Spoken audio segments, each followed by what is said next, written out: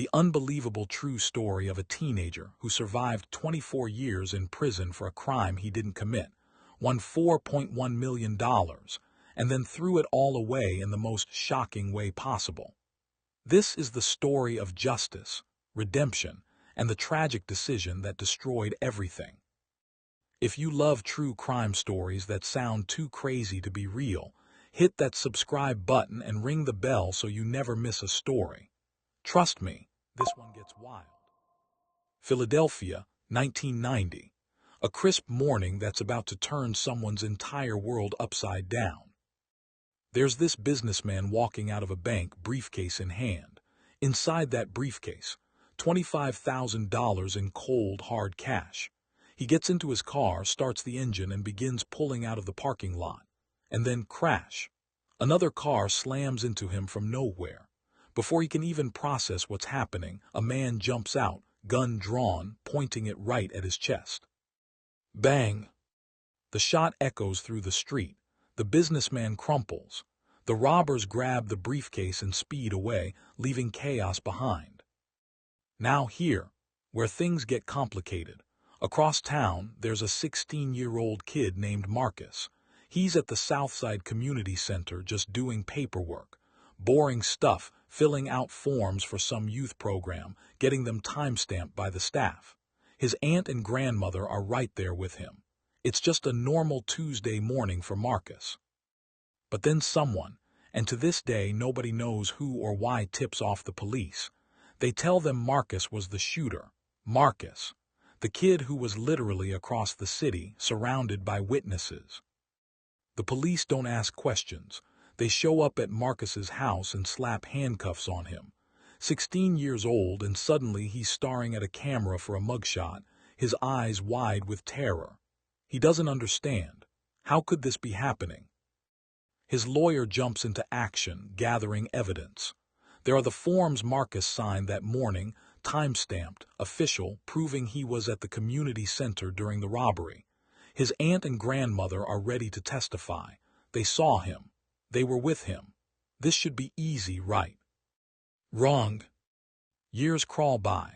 Marcus sits in a cell, waiting for his day in court. When 1994 finally rolls around, he's 20 years old. 4 years of his youth already stolen. The trial begins and Marcus feels hope. Surely the jury will see the truth. But something goes horribly wrong. His aunt and grandmother, his witnesses, his alibi, they're never called to testify. Nobody knows why. Maybe it was a legal technicality. Maybe it was incompetence. Maybe it was something worse. The jury deliberates, and then the verdict comes down like a hammer: guilty, life in prison.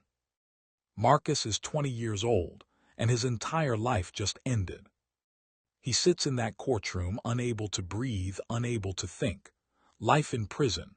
The words echo in his head. He'll never go to college, never fall in love, never have a family, never see another sunrise as a free man. Back in his cell that night, Marcus makes a decision.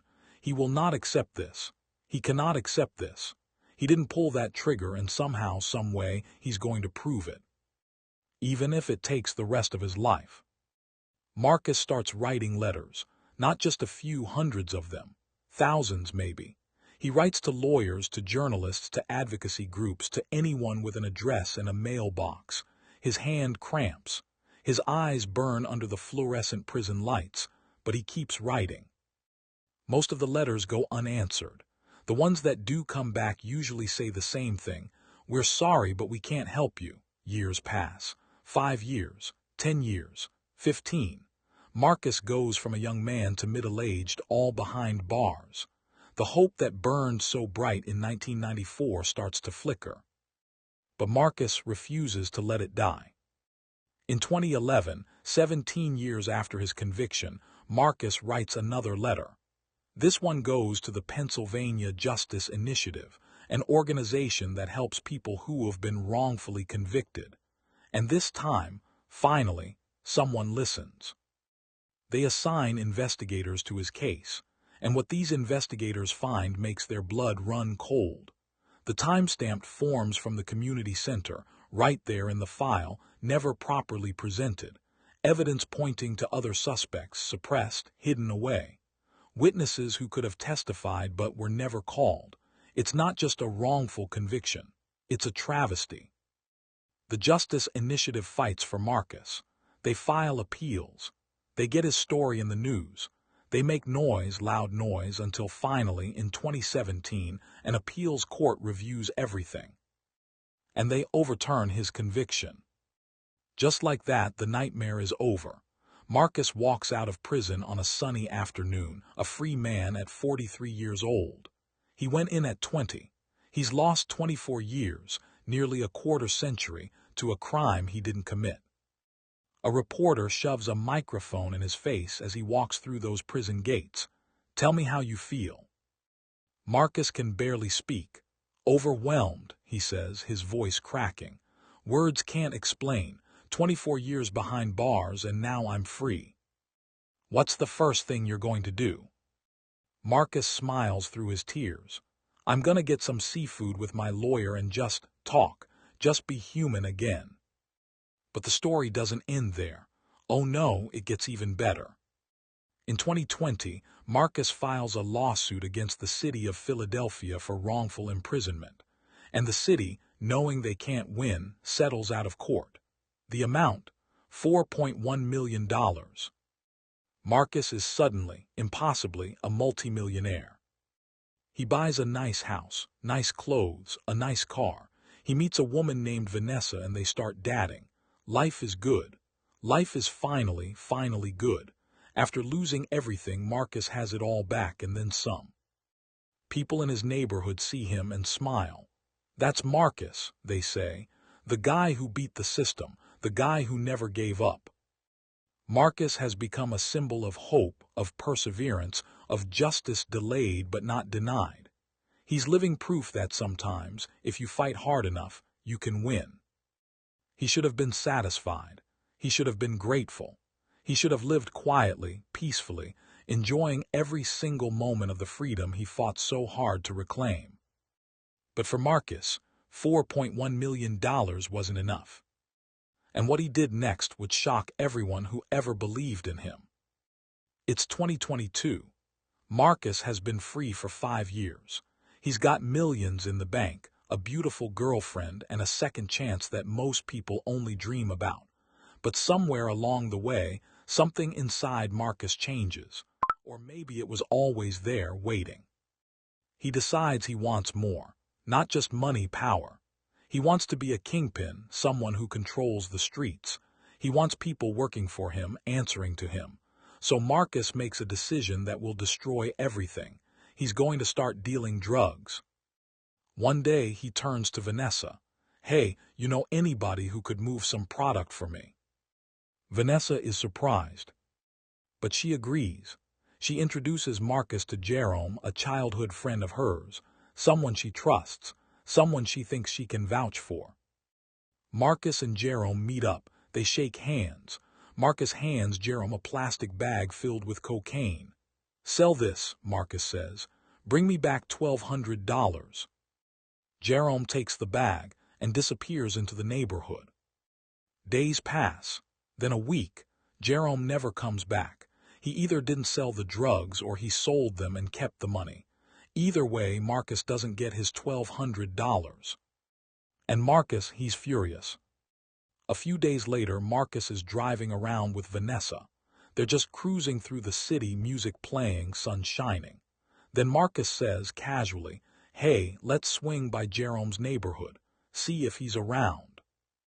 Vanessa doesn't think anything of it. She has no idea Marcus and Jerome are beefing. She definitely has no idea that Marcus has a gun tucked inside his hoodie. They turn onto Jerome's block, and there he is, standing on the corner talking with friends. Marcus's eyes lock onto him. "Pull over," Marcus says.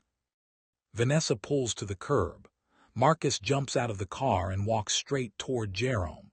Vanessa watches through the windshield, confused. Then Marcus pulls out the gun. Bang, bang, bang.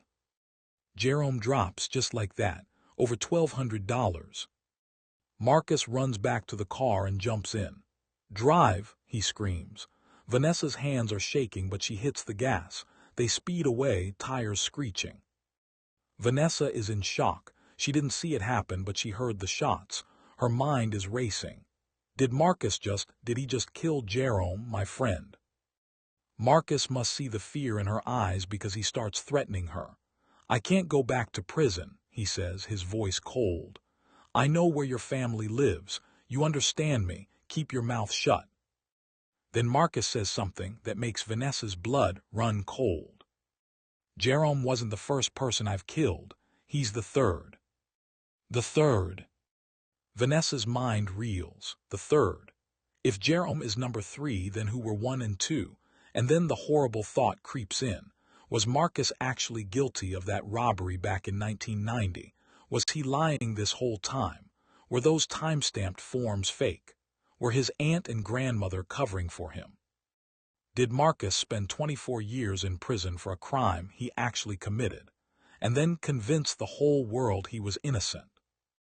Vanessa doesn't know what to believe anymore, but she knows she's in danger, and she's right to be scared because Marcus isn't taking any chances.